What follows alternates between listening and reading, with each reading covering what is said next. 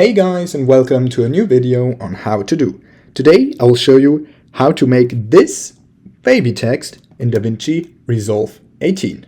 Alright, what you want to do to start is go to Effects, go to Titles and drag in the text plus.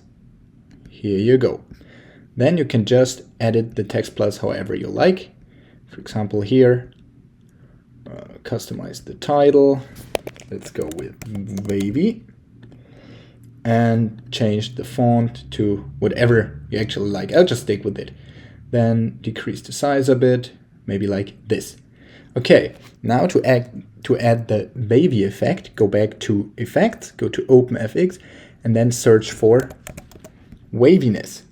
Then just drag this on top of your clip, let go. And now if you let it play, it looks like this.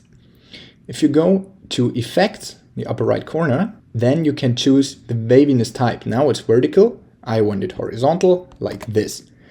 Now if it's too fast for you, you can just decrease the speed a bit and also the scale a bit, like this. And this is your end result. Okay, that was a little hack on how to make wavy text in DaVinci Resolve 18. If you enjoyed the video, please like and subscribe to stay tuned for more how to do videos.